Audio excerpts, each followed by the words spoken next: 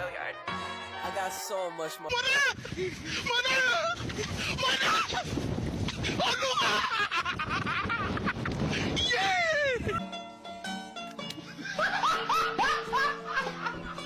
Are you ready, kids? Aye, aye, Captain! I can't hear you. Aye, aye, Captain! Oh!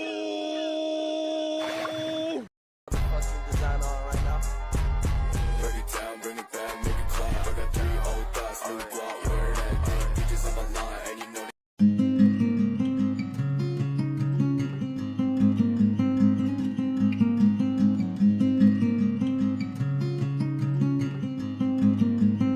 Baik, langsung saja kita mulai ke sejarah Volkart dan peran penting dalam perjuangan bangsa Indonesia.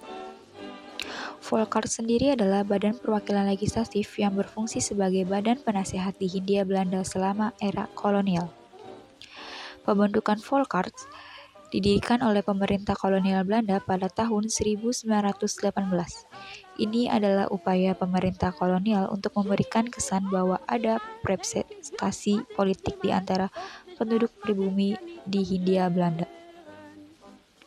Namun, Volkart tidak memiliki kekuasaan nyata dan mayoritas anggotanya tetap dipegang oleh orang-orang Belanda.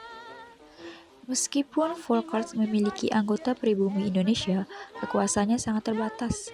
Badan ini hanya memiliki peran penasehat dan tidak memiliki otoritas sejati untuk mengubah kebijakan pemerintah kolonial. Keputusan utama masih berada di tangan pemerintah kolonial Belanda. Lalu, perjuangan melalui Volkart, meskipun keterbatasan kekuasaannya, beberapa anggota Volkart yang progresif seperti Suetomo dan Ki Hajar Dewantara menggunakan platform ini untuk menyuarakan tuntutan dan perjuangan bagi kesejahteraan rakyat Indonesia. Mereka mencoba memperjuangkan hak-hak politik dan sosial bagi rakyat Indonesia, meskipun dengan banyak kendala. Volkart juga menjadi salah satu awal perkembangan nasionalisme di Indonesia. Anggota-anggota yang progresif merasa frustasi dengan keterbatasan Volkart dan melihat perlunya upaya yang lebih besar untuk memperjuangkan kemerdekaan Indonesia. Volkart berhenti berfungsi pada tahun 1942 ketika Jepang menduduki Hindia Belanda selama Perang Dunia Kedua. Setelah perang, perjuangan kemerdekaan Indonesia terus berlanjut dan pada tahun 1945 proklamasi kemerdekaan Indonesia diumumkan. Meskipun memiliki keterbatasan dalam pengaruhnya, Volkart sendiri memiliki peran penting dalam memunculkan kesadaran nasionalisme di kalangan pemimpin dan rakyat Indonesia. Meskipun tidak memiliki kekuatan sejati, badan ini membuka jalan bagi perjuangan yang lebih besar yang akhirnya mengarah pada kemerdekaan Indonesia dari penjajahan kolonial. Volkart juga memiliki peran dalam perkembangan pendidikan politik masyarakat pribumi di Hindia Belanda antara tahun 1916 hingga 1942. Perannya dalam pendidikan politik masyarakat pribumi adalah sebagai berikut. Yang pertama, pemberian wadah partisipasi. Volkart memberikan wadah formal bagi beberapa pemimpin pribumi untuk berpartisipasi dalam proses politik kolonial. Ini menciptakan kesempatan bagi mereka untuk memahami lebih baik sistem politik kolonial dan memperjuangkan kepentingan masyarakat pribumi. Yang kedua, pendidikan politik. Anggota-anggota Volkart yang progresif seperti Suetomo dan Ki Hajar Dewantara menggunakan platform ini untuk mendidik masyarakat pribumi tentang politik. Mereka menyuarakan tuntunan dan aspirasi masyarakat pribumi di hadapan badan ini, yang kemudian dapat diikuti oleh masyarakat luas. Yang ketiga, kesadaran politik. Kehadiran Volkart dan partisipasi beberapa pemimpin pribumi membantu meningkatkan kesadaran politik di kalangan masyarakat pribumi. Ini memotivasi banyak orang untuk memahami permasalahan politik, hak-hak mereka, dan peran mereka dalam perjuangan politik. Yang keempat, pembelajaran proses politik. Volkart menjadi tempat di mana masyarakat pribumi bisa belajar tentang proses politik, termasuk bagaimana mengajukan tuntutan dan merancang perubahan dalam sistem yang ada. Ini adalah pengalaman berharga yang mempersiapkan pemimpin masa depan dan perjuangan kemerdekaan. Kelima, inspirasi untuk aktivitisme politik. Keterbatasan dalam Volkart juga memotivasi banyak pemimpin dan aktivitas pribumi untuk terlibat lebih aktif dalam perjuangan politik. Mereka melihat Volkart sebagai langkah awal dalam perjuangan yang lebih besar untuk hak-hak dan kemerdekaan mereka. Nah, beberapa tokoh terkenal yang menjadi anggota atau berperan penting dalam Forecast adalah Ki Hajar Dewantara. Ki Hajar Dewantara adalah salah satu tokoh terkemuka yang menjadi anggota Forecast. Ia dikenal sebagai pendidik progresif dan pejuang pendidikan di Indonesia. Yang kedua ada Soetomo. Soetomo adalah tokoh penting dalam pergerakan nasional Indonesia dan juga anggota Forecast. Ia adalah seorang dokter yang aktif dalam perjuangan politik dan sosial. Yang ketiga ada Cipto Mangunkusumo. Cipto Mangunkusumo adalah pendiri pertama Syarikat Islam, SI, dan ia juga menjadi anggota Forecast. SI adalah organisasi yang berperan dalam perjuangan kemerdekaan Indonesia. Yang keempat ada Muhammad Tamzil. Muhammad Tamzil adalah tokoh politik dan pekerja yang menjadi anggota Forecast. Ia memperjuangkan hak-hak pekerja dan buruh di Indonesia. Yang kelima ada Sultan Syahrir. Meskipun Sultan Syahrir lebih dikenal dalam peran-perannya di kemudian hari, ia juga menjadi anggota Forecast pada tahun 1931. Syahrir kemudian menjadi Perdana Menteri Indonesia pertama. Yang keenam ada Dr. Douwe Dekker. Dr. Douwe Dekker juga dikenal sebagai Multatuli, adalah seorang penulis terkenal yang pernah menjadi anggota Forecast. Ia dikenal karena karyanya Max Havelaar yang mengkritik kolonialisme Belanda di Hindia Belanda. Yang ketujuh ada Margaretha Christiana Schouten. Margaretha adalah anggota Forecast wanita pertama yang terpilih pada tahun 1939. Ia merupakan seorang feminis yang memperjuangkan hak-hak perempuan di Indonesia. Dan yang terakhir ada Ernest Douwe Dekker. Ernest Douwe Dekker juga dikenal sebagai Danudirja Setiabudi, adalah salah satu pemimpin pergerakan nasional Indonesia yang aktif dalam Forecast.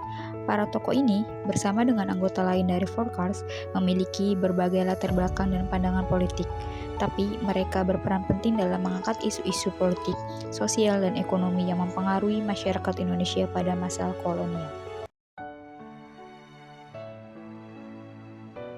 Oke, yang selanjutnya saya akan membahas tentang petisi Sutarjo. Sutarjo Kartohadikusumo adalah seorang tokoh yang melakukan perjuangan melalui Dewan Rakyat atau Volksraad. Ia lahir di Kunduran, Blora pada tanggal 22 Oktober 1892. Perjuangannya untuk memperbaiki kondisi masyarakat Indonesia diwujudkan dengan mengeluarkan petisi Sutarjo pada tahun 1936. Petisi Sutarjo muncul karena semakin tidak puasnya masyarakat Indonesia terhadap kebijakan-kebijakan Gubernur Jenderal Tiong. Dalam bidang politik, terjadi banyak penangkapan pemimpin pergerakan nasional dan kebijakan-kebijakan yang represif. Dalam bidang ekonomi, terjadi pemotongan gaji, pengurangan lapangan atau kesempatan kerja, penurunan harga hasil pertanian, dan upah yang rendah. Dalam bidang sosial, terjadi kesenjangan sosial dan pembatasan akses pendidikan bagi rakyat pribumi. Petisi Sutarjo muncul juga disebabkan karena pemerintah Belanda pernah berjanji bahwa Hindia Belanda sederajat dengan Belanda. Sutarjo mengajukan petisi Sutarjo pada tanggal 15 Juli 1936 kepada pemerintah, Ratu, dan Staten Generaal atau Parlemen. Berdasarkan artikel 1 dalam Grondwet voor het Koninkrijk der Nederlanden, anggota Volksraad yang menandatangani petisi Sutarjo yaitu ada I. J. Kasimo, Ratulangi, Datuk Tumenggung, dan Kokwat Tiong.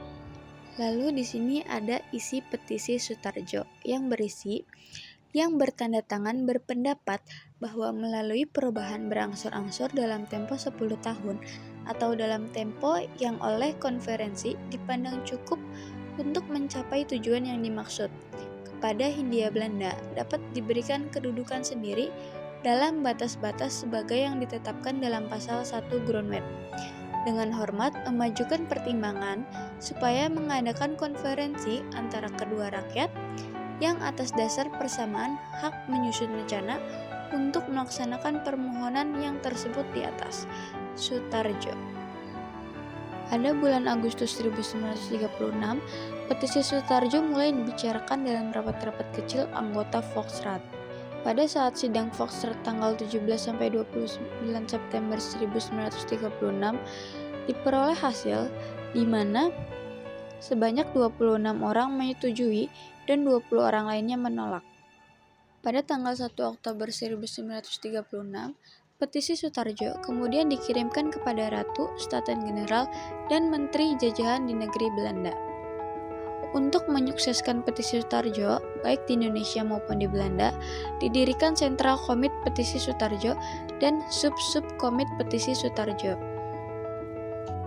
Sentral Komit Petisi Sutarjo maupun Sub-Sub Komit Petisi Sutarjo melakukan kampanye atau propaganda untuk mengumpulkan pendukung petisi Sutarjo dengan bantuan dari pers-pers nasional. Terdapat beberapa pihak dari Indonesia yang menolak pengajuan petisi Sutarjo, yang termasuk PSII, Gerindra, Parindra, dan PNI, menolak petisi karena beranggapan pada dasarnya petisi Sutarjo bertentangan dengan cita-cita bangsa Indonesia, yaitu Indonesia merdeka. Akhirnya pada tanggal 16 November 1938 datanglah keputusan dari Kerajaan Belanda nomor 40 yang menyatakan bahwa petisi Sutarjo ditolak oleh Ratu Wilhelmina. Petisi Sutarjo ditolak oleh pihak Belanda karena dianggap terlalu prematur dan Indonesia belum mampu untuk menjalankan otonomi pemerintahan sendiri. Apabila petisi Sutarjo disetujui, dikhawatirkan dapat membuka peluang yang mengancam kedudukan pihak Belanda di Indonesia. Penolakan petisi Sutarjo sangat mengecewakan kaum pergerakan, namun penolakan tersebut malah semakin menumbuhkan rasa solidaritas dan persatuan di kalangan kaum pergerakan. Sebagai tindak lanjut dari kegagalan petisi Sutarjo, maka kaum pergerakan bersatu dan membentuk GAPI. Terima kasih sudah menonton dan sampai jumpa. Stop it, rock it, rock it, rock it, rock it, rock it, rock it, rock it, rock it, rock it.